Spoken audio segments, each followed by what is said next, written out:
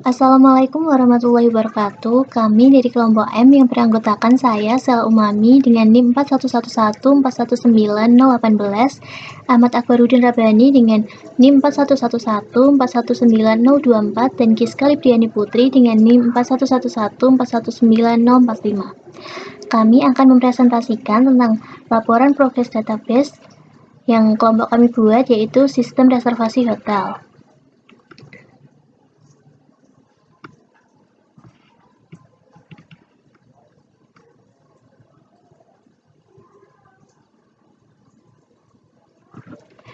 Yang pertama, ada pengenalan database. Definisi database secara umum, database atau basis data adalah kumpulan informasi yang disimpan di dalam komputer secara sistematik sehingga dapat diperiksa menggunakan suatu program komputer untuk memperoleh informasi dari basis data tersebut. Yang kedua, komponen dari database. Ada perangkat keras atau hardware, sistem operasi atau operating system, basis data atau database, dan juga user. Definisi dari DBMS. DBMS adalah software yang menghandle seluruh akses pada database untuk melayani kebutuhan user. Pengertian tersebut adalah menurut C.C. Date. Sedangkan menurut SA3, DBMS adalah software, hardware, firmware, dan prosedur-prosedur yang memanage database. Firmware adalah software yang telah menjadi modul yang tertanam pada hardware atau ROM. Fungsi dari DBMS adalah data definition, data manipulation, data security dan integrity, data recovery dan concurrency, data dictionary, dan performance. Untuk komponen dari DBMS, yang pertama adalah hardware, software beserta utility, prosedur, data, dan user. Jenis-jenis DBMS. Ada beberapa jenis DBMS, antara lain MySQL, Oracle, Microsoft SQL Server 2000, Firebird, VisualForce Pro 6.0, IBM DB2, Clipper, dan PostgreSQL. Untuk selanjutnya yaitu perancangan database. Yang pertama ada analisis sistem. Pada tugas akhir ini akan dikembangkan sebuah sistem reservasi hotel secara online. Sistem yang dibangun ini meliputi pemesanan kamar oleh pengunjung melalui internet. Melalui sistem ini, tamu dapat mengetahui informasi mengenai fasilitas yang tersedia di hotel dan dapat secara langsung melakukan reservasi. Pengunjung yang akan melakukan reservasi harus mengisi form pemesanan terlebih dahulu. Sistem yang akan dikembangkan ini terdiri atas dua pengguna, yaitu pengunjung dan pegawai. Gambaran sistem dari sisi pengunjung, yaitu pengunjung dapat melakukan reservasi kamar secara online dan pengunjung dapat mencetak bukti reservasi yang akan diserahkan pada saat check-in nanti. Gambaran sistem dari sisi pegawai, yaitu pegawai dapat mengupdate data pemesanan, pegawai dapat mengedit data kamar pengunjung, dan pegawai dapat membuat laporan-laporan meliputi laporan pemesanan dan laporan data kamar.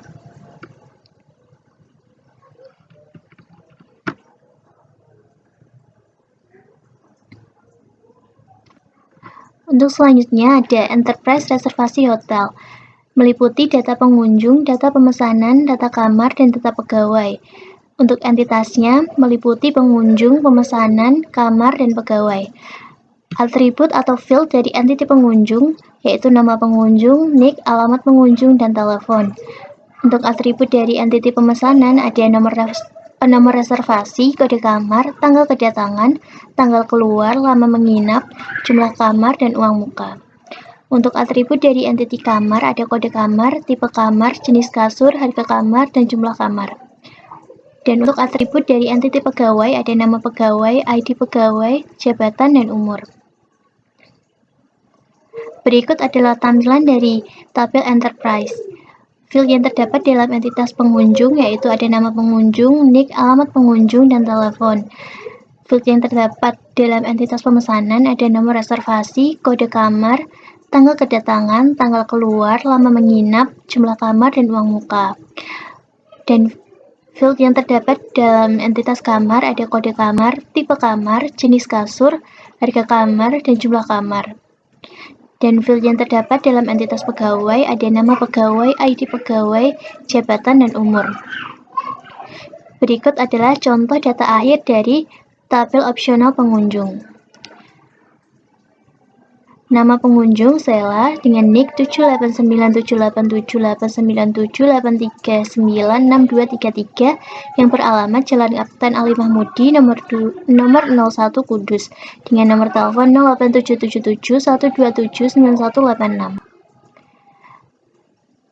Tabel opsional dari pemesanan yaitu ada nomor reservasi yang berisi RE 2021 03001 dengan kode kamar 3, tanggal kedatangan 21 bulan 03 tahun 2021 dengan tanggal keluar 23 bulan 03 tahun 2021 dengan lama menginap 2 hari, jumlah kamarnya 2 dan uang muka 200.000. Untuk tabel opsional kamar ada kode kamar yaitu 3, tipe kamar yaitu deluxe room, jenis kasur ada double bed, harga kamar yaitu 300.000 dan jumlah kamar ada 2.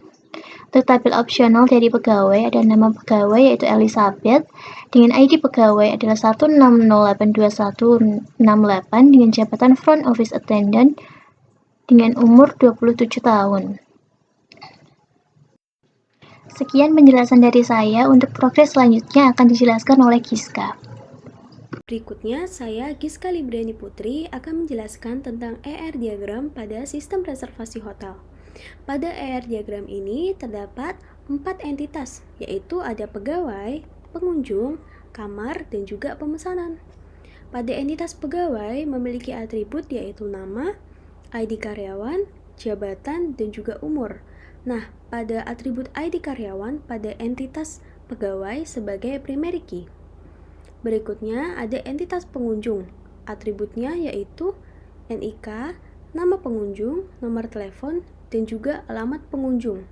Dan atribut NIK di sini sebagai primary key. Nah, entitas yang berikutnya ada kamar dengan atribut jumlah kamar, harga kamar, jenis kamar, tipe kamar, dan kode kamar sebagai primary key. Entitas terakhir yaitu pemesanan, atributnya adalah nomor reservasi, kode kamar, tanggal kedatangan, tanggal keluar, lama menginap, jumlah kamar, dan juga uang muka. Nah, atribut nomor reservasi di sini sebagai primary key. Selanjutnya, saya akan menjelaskan tentang relasi antar dua entitas. Yang pertama, entitas pegawai dan juga entitas pengunjung. Relasinya adalah melayani. Jadi, pegawai melayani pengunjung. Nah, dalam pegawai hotel ada yang tidak melayani pengunjung atau membantu pengunjung dalam melakukan reservasi hotel. Tetapi ada juga pegawai yang melayani banyak pengunjung atau membantu banyak pengunjung dalam melakukan reservasi hotel. Jadi, minimalnya 0, maksimalnya banyak. Nah, untuk pengunjung sendiri, satu pengunjung pasti dilayani oleh satu pegawai. Tidak ada pengunjung yang tidak dilayani oleh pegawai. Jadi, minimalnya 1, maksimalnya 1. Berikutnya adalah pengunjung melakukan pemesanan.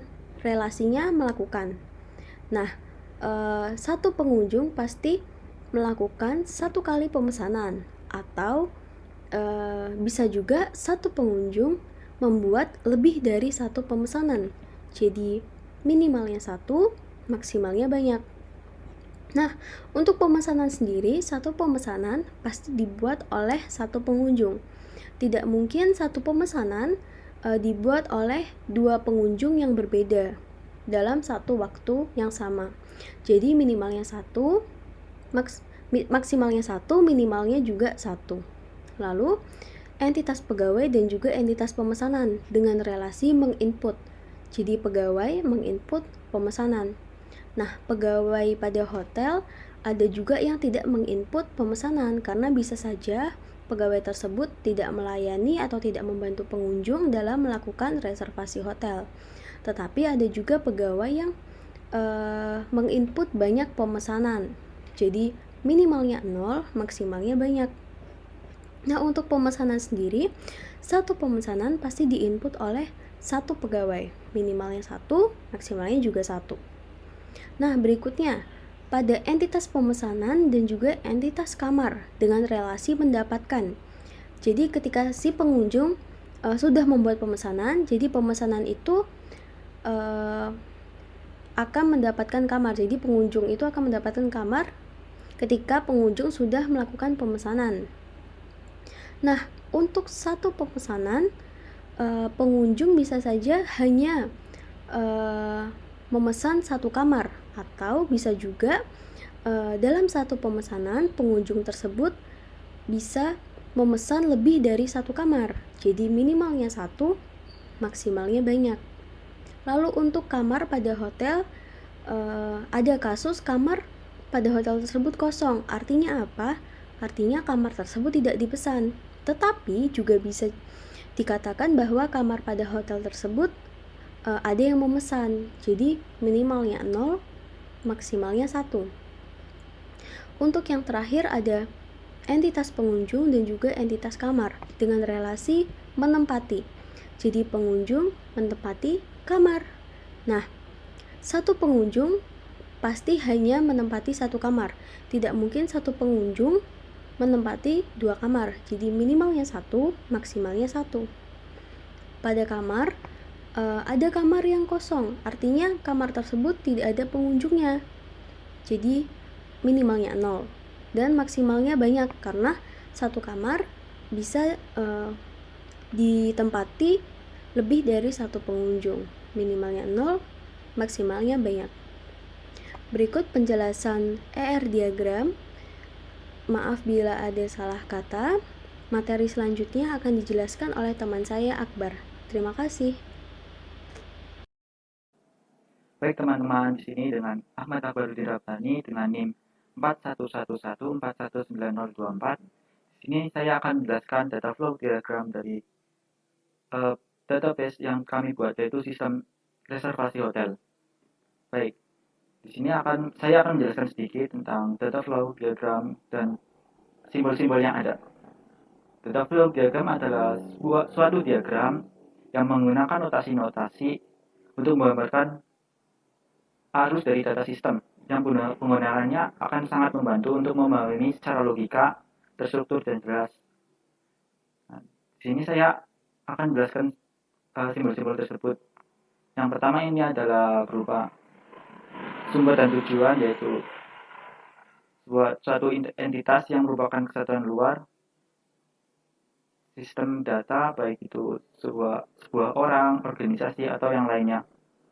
Lalu di sini ada tanda berupa anak panah, yaitu sebuah arus data yang menjelaskan tentang arus yang masuk atau yang keluar, maksudnya yang keluar dari sebuah sistem. Lalu di sini ada bentuk seperti ini adalah simbol tentang proses transformasi, yaitu proses yang mengubah input menjadi output. Input menjadi output.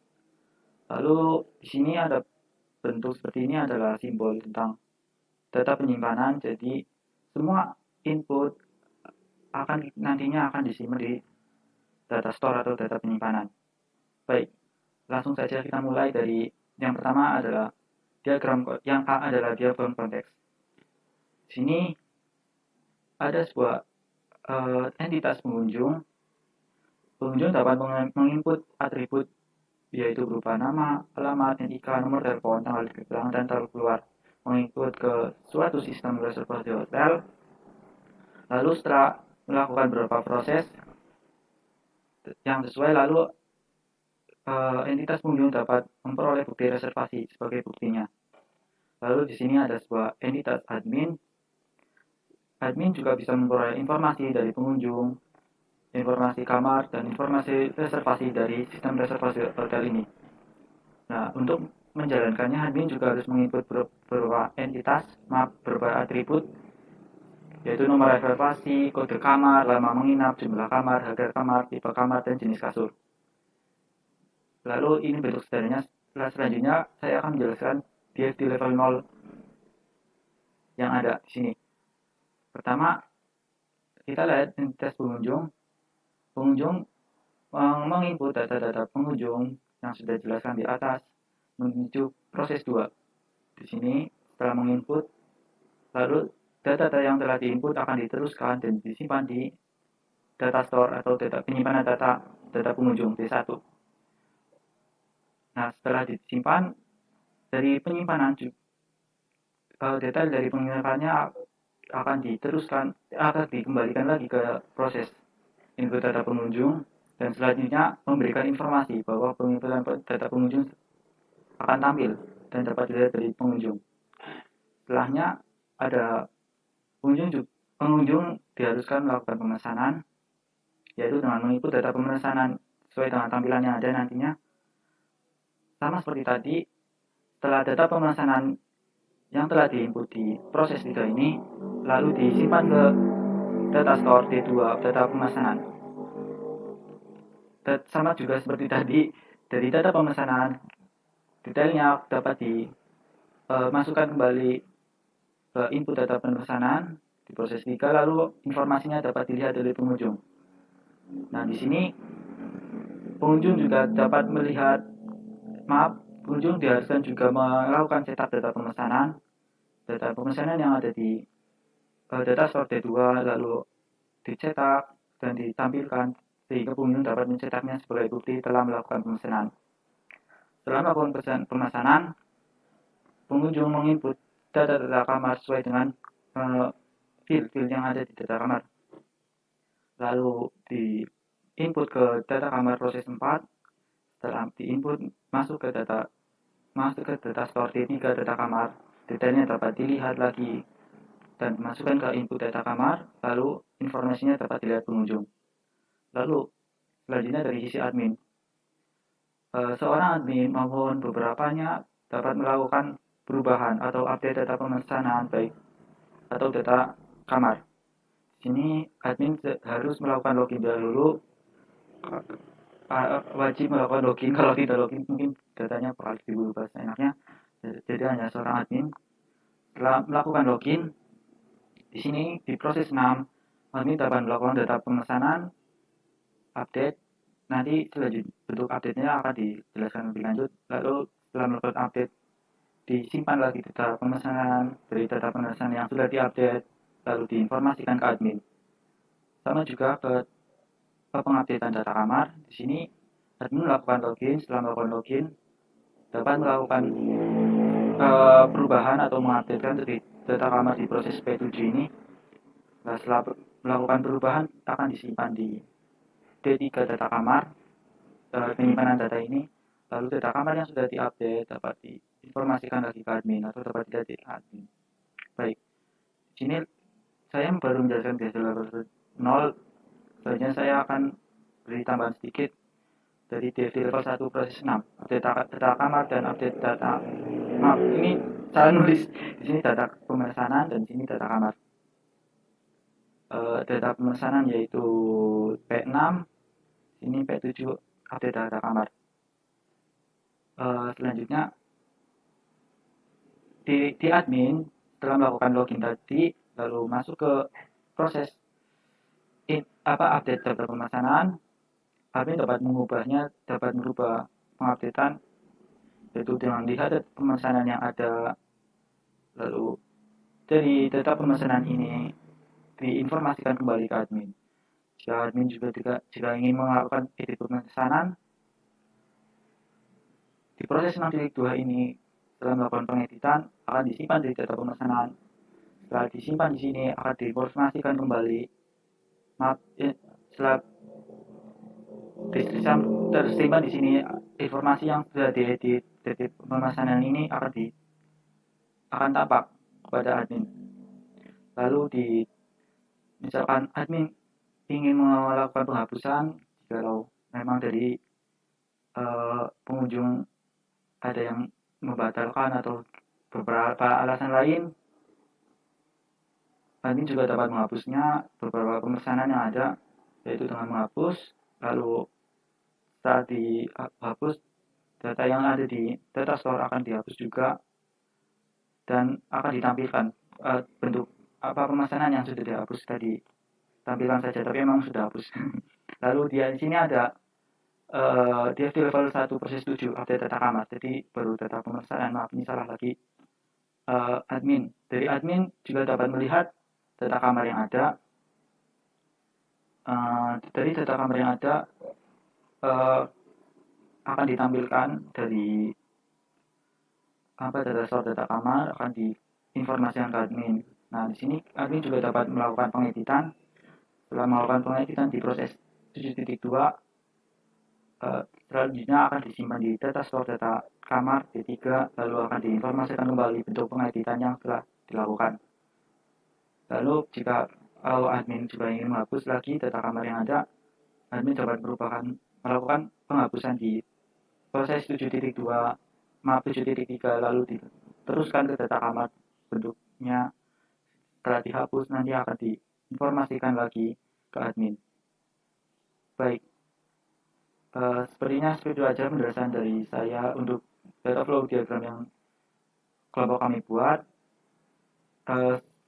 Kurang lebihnya mohon maaf dari kami.